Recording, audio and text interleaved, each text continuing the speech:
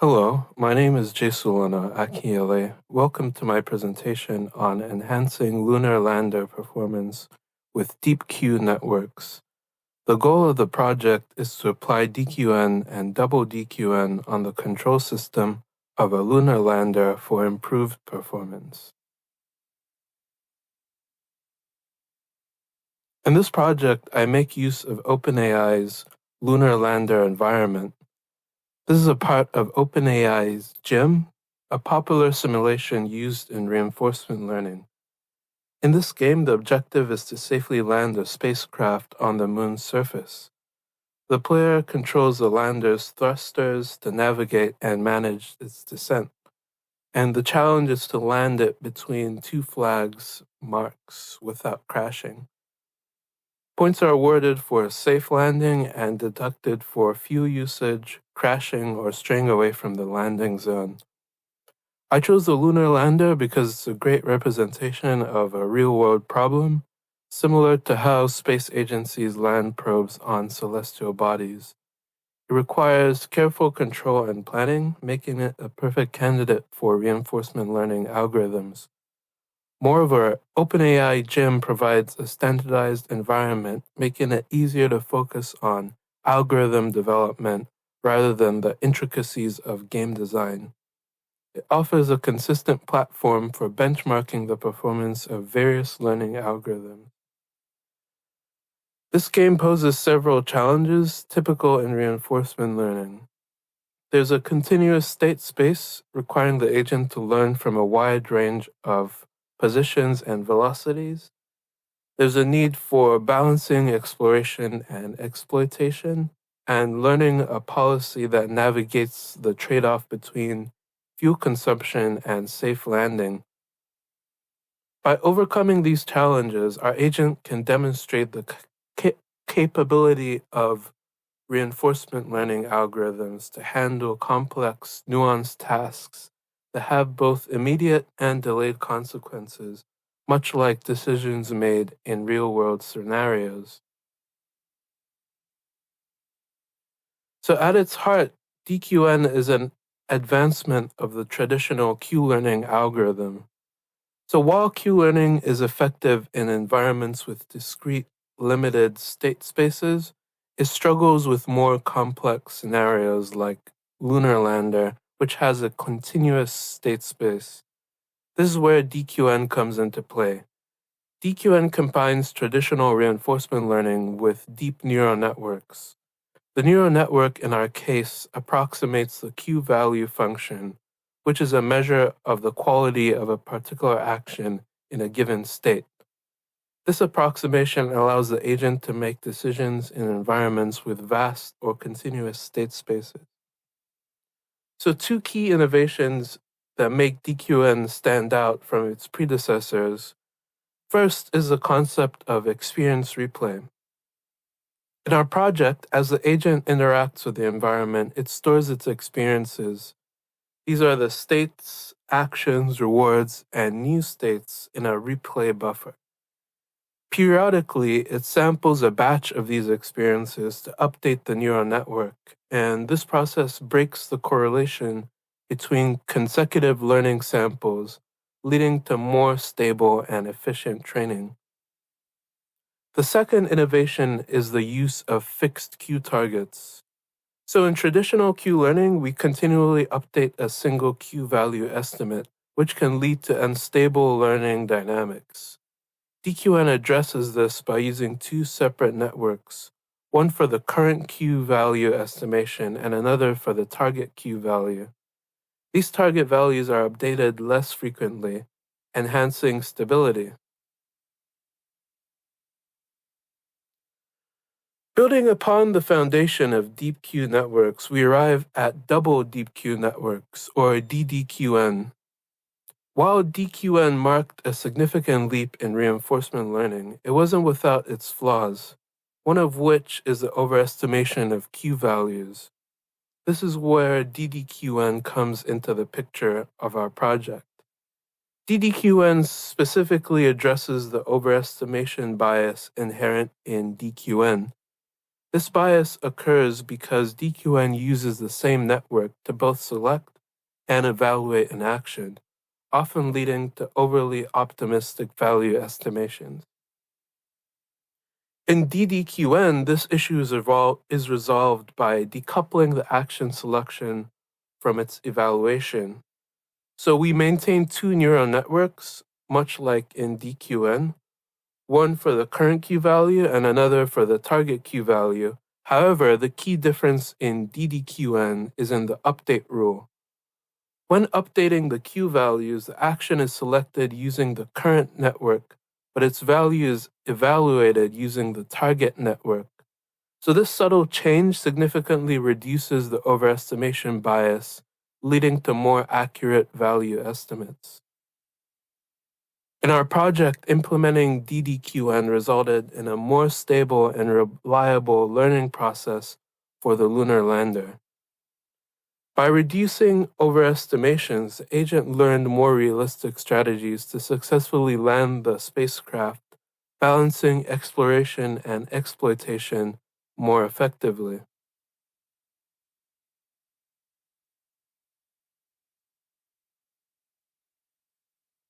At the heart of our system are the neural networks responsible for approximating the Q function, which estimates the value of taking a certain action in a given state. These networks are key to the decision-making process of our agent in the lunar lander environment. Each network consists of fully connected layers. This is a common choice for problems like ours, where we need to learn from a set of continuous state variables. The first layer takes the state of the environment as input. In the case of the lunar lander, this includes various parameters like the position and velocity of the lander. We use two hidden layers, each consisting of 64 neurons. This size offers a balance. It's complex enough to capture the necessary patterns in the data without being so large as to cause overfitting or excessive computational demands. The activation function for these layers is rectified linear unit, i.e., ReLU. This was chosen for its efficiency and effectiveness in non-linearly transforming the inputs. ReLU helps avoid the vanishing gradient problem often encountered in deep networks, thus aiding in faster and more effective training. Finally, the output layer of the network corresponds to the action values. So for the lunar lander, this means 4 output neurons, each representing one of the possible actions that the agent can take at any given time.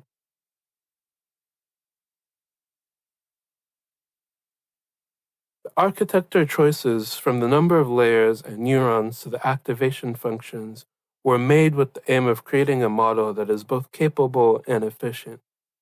It needs to be complex enough to understand the nuances of landing a spacecraft, but not so intricate that it becomes bogged down in unnecessary calculations or overfitting to our specific training scenario.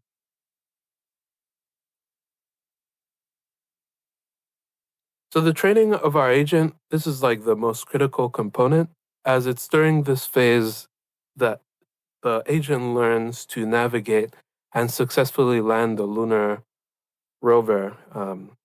So we utilize an iterative training process where the agent interacts with the environment, makes decisions based on its current policy, and then learns from the outcome of these decisions.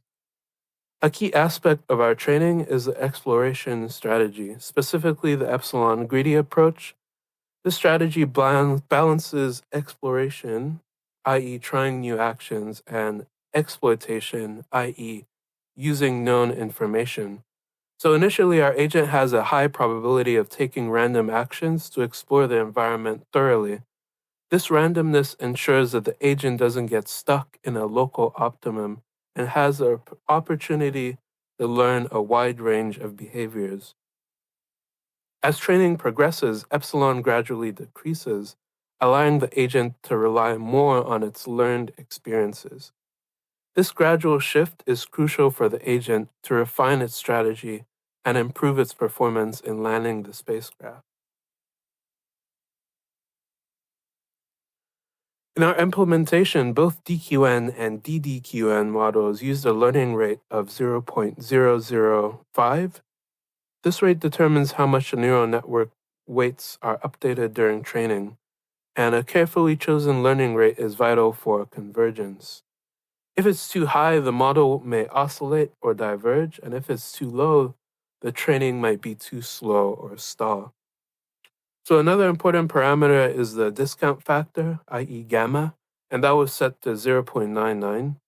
This factor determines how much future rewards contribute to the value of the current state. So a high gamma means the agent gives more consideration for future rewards, which is essential in a task like the lunar lander, where long-term planning is key to success. So the training involves updating the network weights after a fixed number of steps.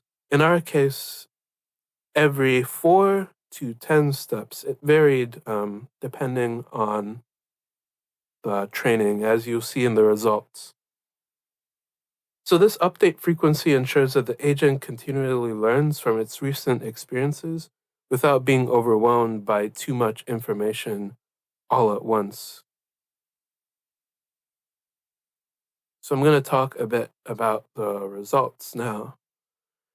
So the graph displayed here illustrates the reward trajectories of both models across episodes during training.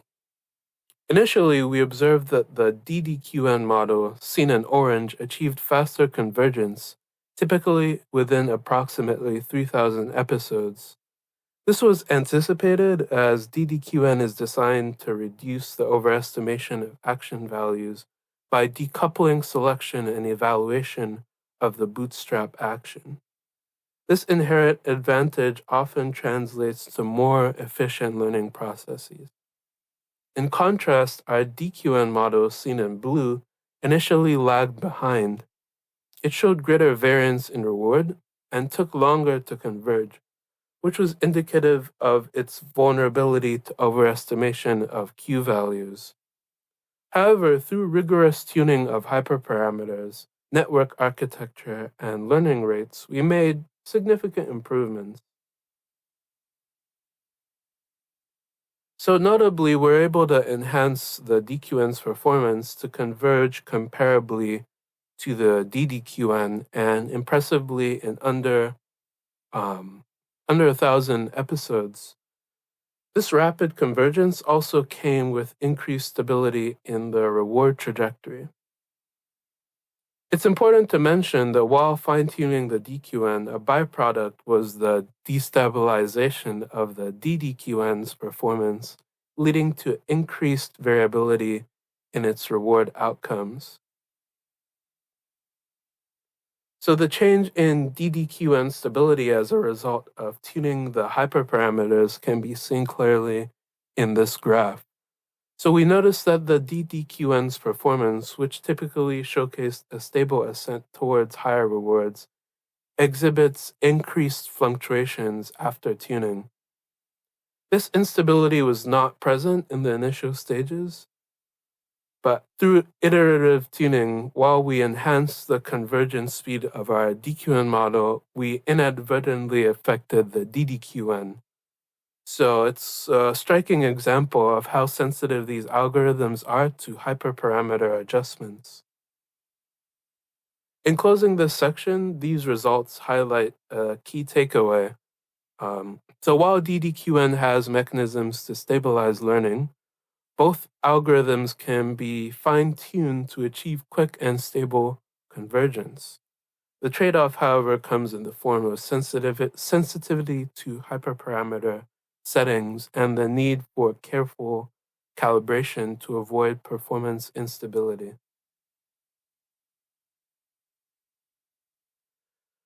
So, in our attempt to perfect the lunar lander AI, we encountered several challenges typical of reinforcement learning, such as achieving stable convergence. To address this, we dove into the nitty-gritty of network tuning and hyperparameters. By tweaking the learning rate, the exploration to exploitation balance and the gradient clipping values, we gradually coaxed our agent towards more consistent performance. Our approach was very hands-on and iterative, and there was a lot of experimenting with different neural network structures and parameters and learning from each outcome. So it was definitely a process of trial and error and learning as much from each mistake as from each success. So looking to the future, prioritized experience replay is a method that could potentially make our training process even more efficient by honing in on the most crucial learning experiences. We also made an initial attempt at implementing a dueling DQN architecture. However, this didn't pan out as we'd hoped. It's a concept we're keen to revisit. So perhaps with more time and further refinement, we believe it could make a significant difference in the outcome. The journey with our lunar lander has been as challenging as it has been enlightening, and I'm eager to build on what I've learned and explore these advanced methods further. Thank you very much for listening to my presentation.